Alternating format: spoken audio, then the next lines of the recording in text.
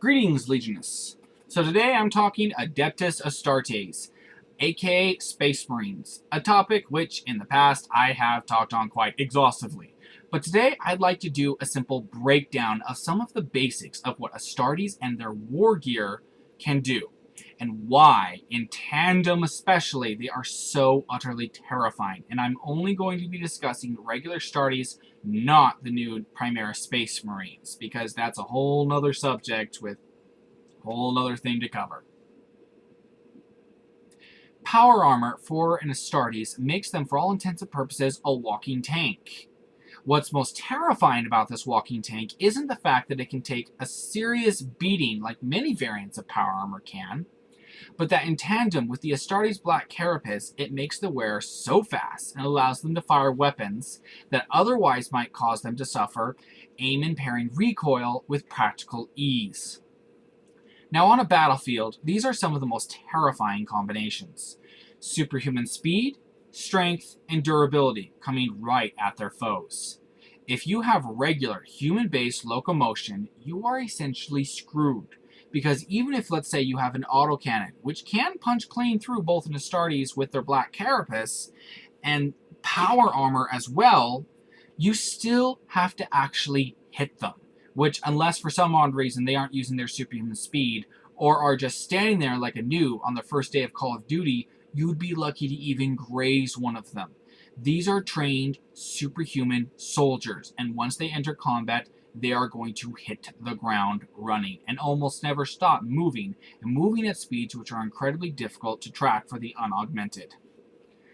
Now let's say a hit is landed on an Astartes with a weapon like an autocannon. Unless you hit the head, you hardly have a guaranteed kill. They are built to take hits and have backups for primary organs needed for immediate function.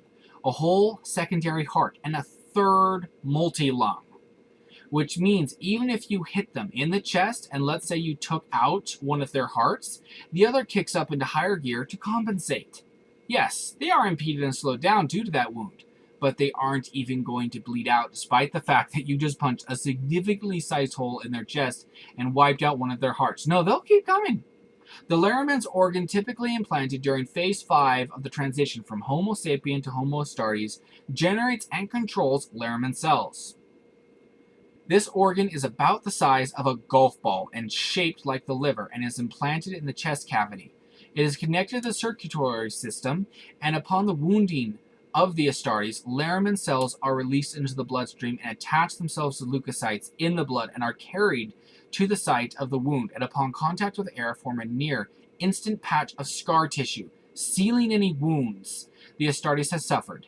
In other words, Astartes are terrifyingly hard to put down. You can deal wounds that would be mortal to them 10 times over and not just fail to kill them before they kill you, but far too often they'll be capable of fully recovering and fighting at peak efficiency another day. Honestly, besides a clean headshot that fully destroys the Space Marine's brain, or just chopping the head off entirely, it's difficult to say exactly how much punishment you'd have to deal to an Astartes before it would die.